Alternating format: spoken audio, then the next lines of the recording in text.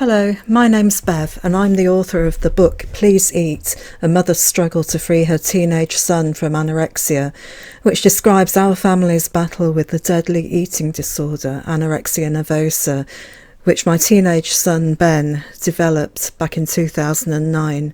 To chapter 12, which is called The Eating Plan. From the start, I am hell-bent on getting this eating plan to work. The eating plan that will get my son well.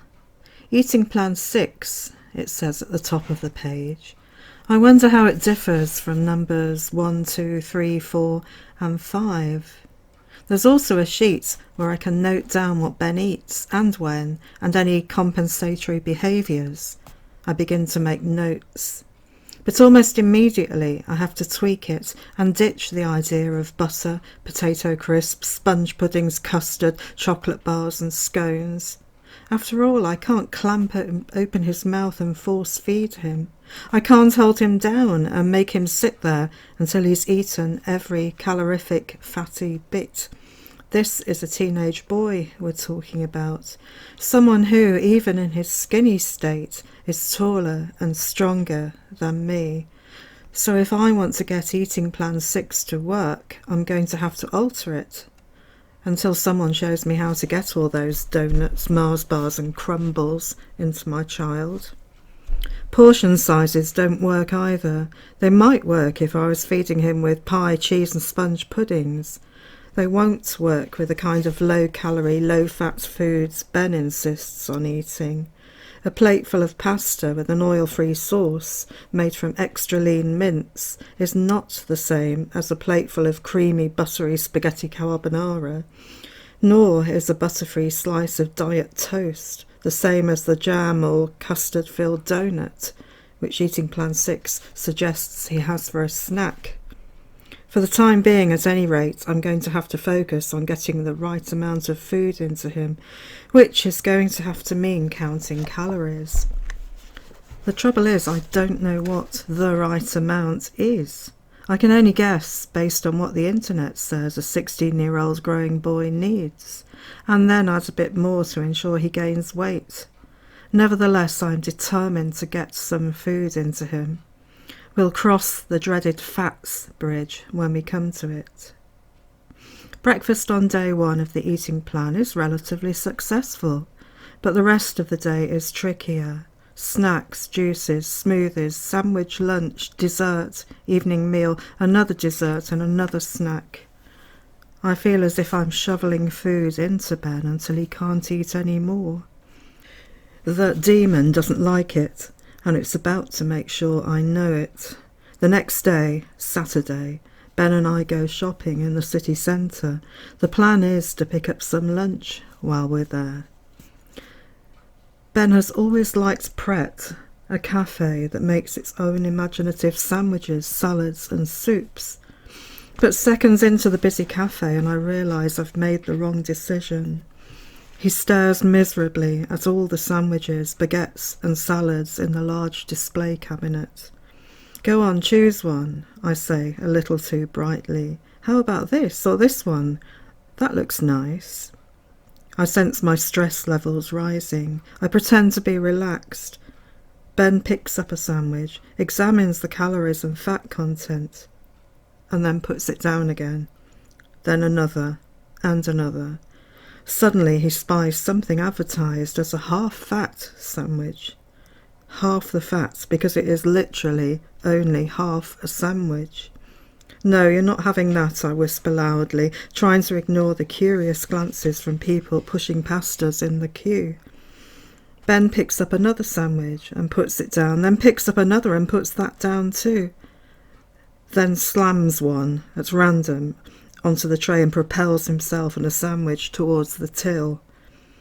I breathe a sigh of relief and take my sandwich along too. As the cashier reaches for his food to scan it through the till, Ben suddenly does a U-turn. The sandwich ends up back on the shelf. There's another attempt to get as far as the till. Another sandwich goes back on the shelf. Ben's face is reddening. I can sense the hysteria rising. My heart sinks. Suddenly he leaves his tray where it is and flees across the cafe, crouching beneath the staircase where he begins to sob noisily, in full view of the other diners. I mean really noisily and really obviously, like he used to do when he was a baby. Not that I give a damn about the diner's shocked stares. Moments later he flees from the cafe in terror and heads up the main shopping street. I run after him, trying to keep up as he weaves in and out of the crowds of Saturday shoppers. Normal people, looking normal, behaving normally, and doing normal shopping in a normal world that's parallel to ours. I grab Ben's arm and steer him towards the bagel cafe in the cinema complex. "We're eating here," I announced abruptly, propelling him inside. And to my surprise, we do. We successfully order savoury and sweet bagels and frozen yoghurt. Ben eats most of it, saying he feels guilty as he leaves half a sweet bagel. By now my stress levels are sky high, all thoughts of shopping gone from my mind. I just want to go home. I spend the rest of the day curled up in bed, one of my get away from the demon sanctuaries. As I explained to Ben years later, when he accuses me of overreacting, we'd just had the meltdown from hell in Pret. And it wasn't just that, I explain. It was a culmination of everything that was going on at that time, 24/7. Already he'd lost tons of weight, transformed beyond all recognition, and been in hospital with a dangerously low heart rate. I tell him that back then I had no idea where it was heading, or even if we'd ever come through it. The pressure was immense, I explain. I was exhausted. Sometimes I just had to take time out and retreat. Like on this particular day. Yes, you did eat lunch after the Pret fiasco, and yes, I was relieved. But I'd reached the end of my coping. I also knew that it would probably happen again and again. The demon stays away until the evening meal on day 3 of eating plan 6, when I make the mistake of giving Ben a larger than normal portion, which confuses him. The demon arrives with a vengeance, screeching, "I'm fat!" at the top of Ben's voice, bashing Ben's head with Ben's fists. Ben is in meltdown again. "I hate myself. I hate myself." He smashes a fist onto his plate, mushing up the food so it's inedible. On Monday, Ben, accidentally on purpose, misses the bus, so I insist on driving him to school. A text is waiting for me when I get home. "I feel fat and horrid," it says. I ignore it, cross my fingers and hope he eats a proper school lunch.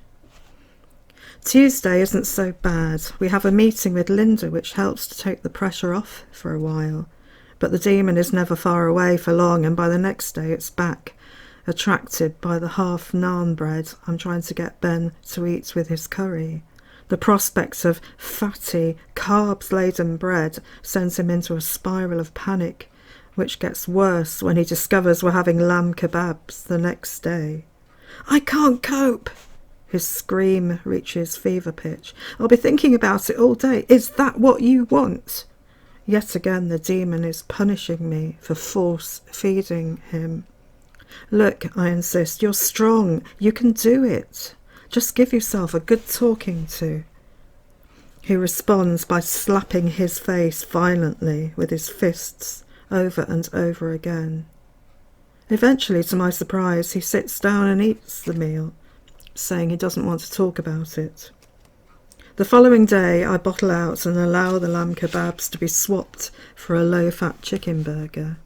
But even that doesn't placate the demon. I can see it scanning the burger buns, relishes and toppings on the table.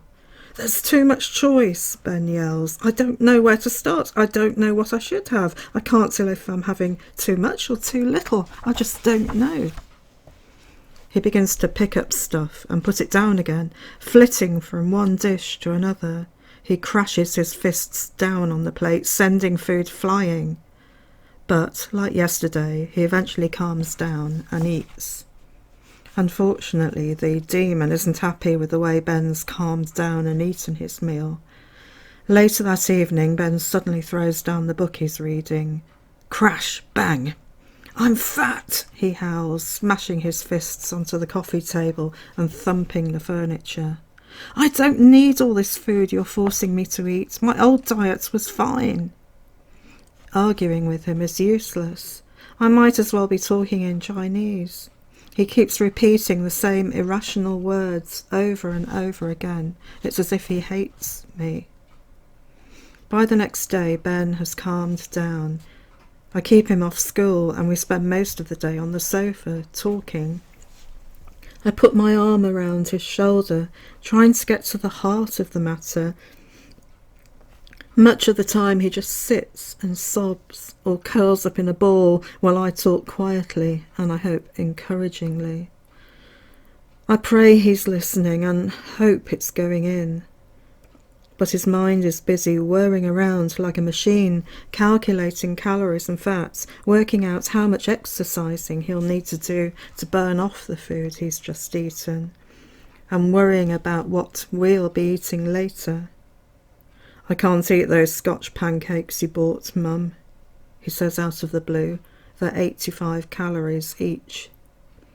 All he's been thinking about are Scotch pancakes. He hasn't been listening to a single word I've said.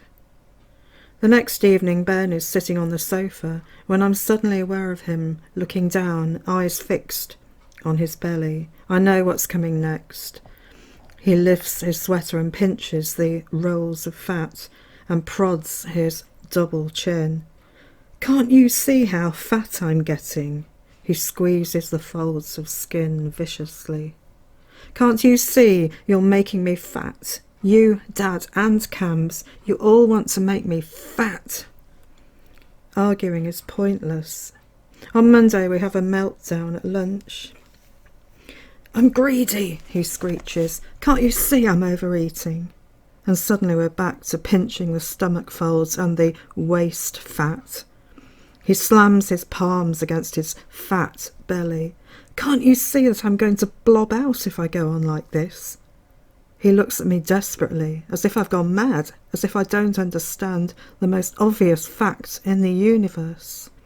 "Everyone's ignoring me. I'm a social outcast. I effing hate myself," he shouts.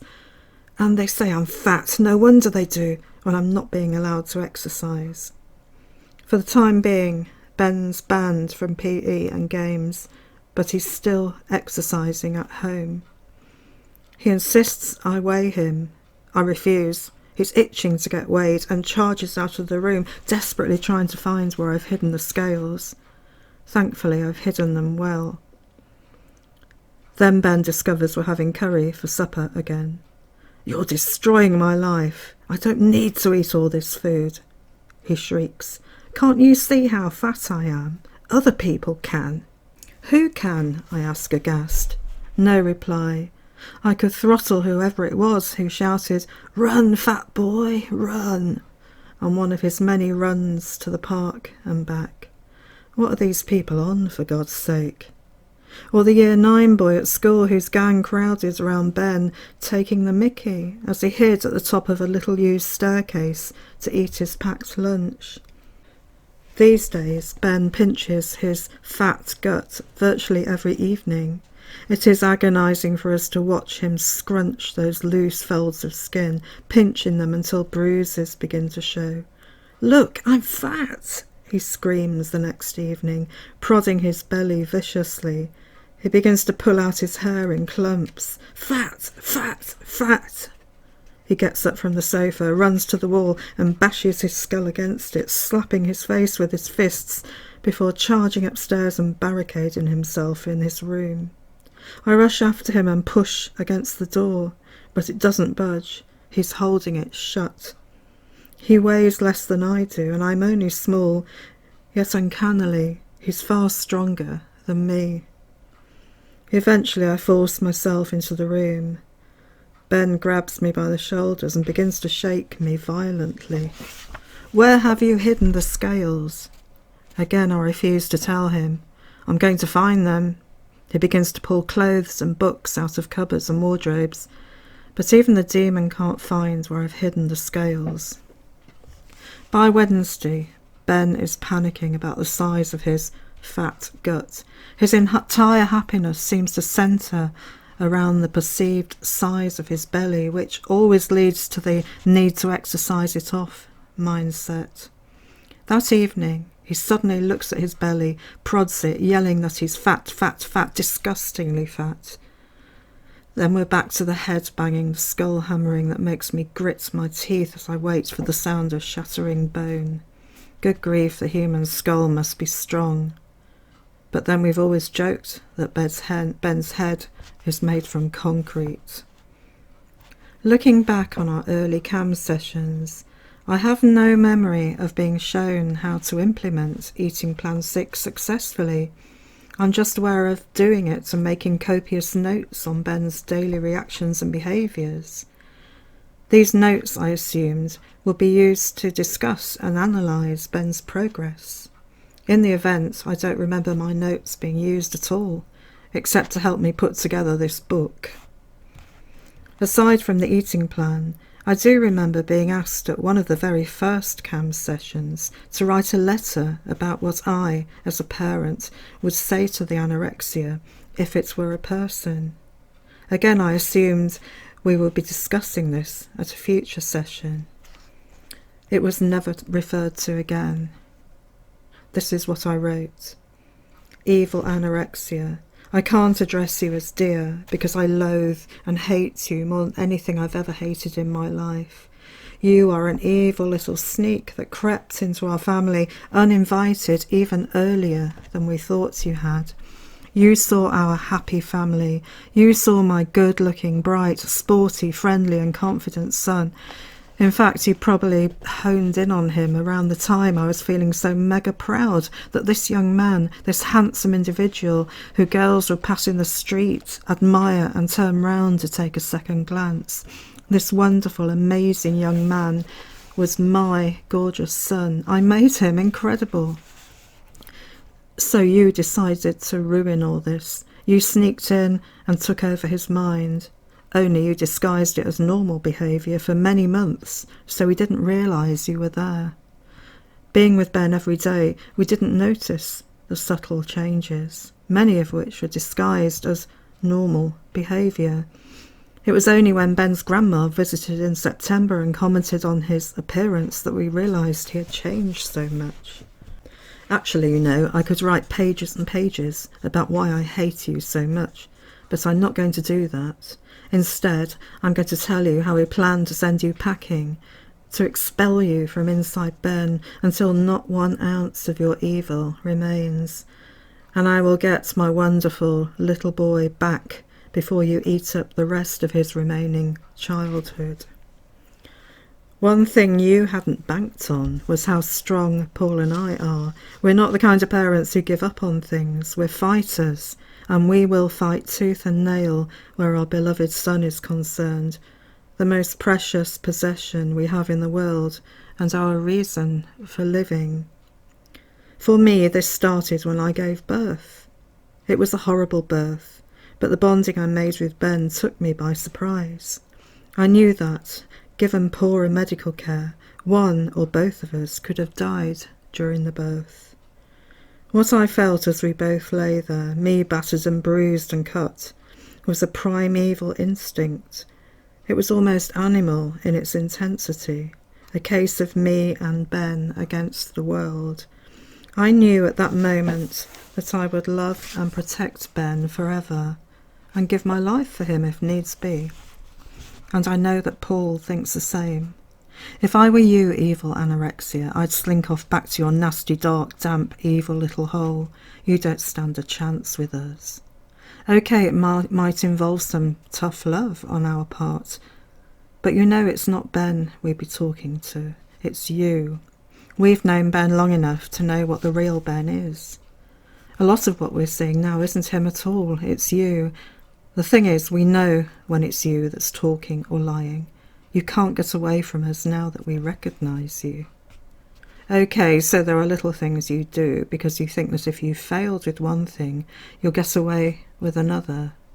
Your aim is to stop Ben from eating by hook or by crook. and also make him so depressed he runs to you for comfort. Well, your days are numbered, mark my words. We know who you are, and we know what you sound like. We don't want you in our house any longer. We don't want you in our lives. We don't want you and our son. So sod off, you little shit, back to where you came from and leave us and our son alone and never come back. And don't think you can return at any point, like when Ben's at university or whatever. I'm not going to waste any more time writing to you. Bev's mum. As I said, the letter was never referred to again at CAMS. Following our second CAMS session, after the production of Eating Plan 6, I noticed that Ben seems fairly normal, until I mentioned that it's time for his snack. Do I have a snack? Do I need a snack? Should I have a snack? I don't know if I should have a snack. I hear him getting hysterical. The anorexia has robbed him of the ability to make rational decisions. On Friday, I'm brave enough to take Ben into the city centre and attempt another lunch at Pret. My stress levels are stratospheric as I watch him dart from one sandwich to another, picking stuff up and putting stuff down, just like last time. I say nothing, I just stand there. What seems like an age later, he makes a decision. Keep the sandwich on the tray. Phew, wow, we make it past the till, and then he eats it, every bit, while I pretend it's just a normal day. Afterwards, to my surprise, he suggests we go to Starbucks for a skinny latte. Another success. Skinny latte is better than no latte. But before I can steer him past the chocolate shop next door, he's inside like a shot, its mountains of temptingly wrapped chocolates attracting him like a magnet. He spends the next 30 minutes or so examining the nutritional content of every single chocolate bar, picking stuff up, putting it down, admiring the creative displays, desperate to buy something. At one point he almost does. Almost.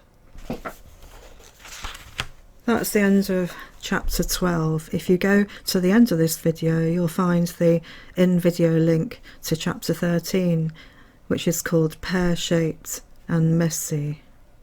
I look forward to seeing you there. Thank you for listening. It would also be really good if you could like this video, and you can subscribe to my channel by clicking the subscribe button below. Oh, and don't forget to visit my blog. You'll find the link below. You'll also find a link to my website where you can download PDFs of my blog for free.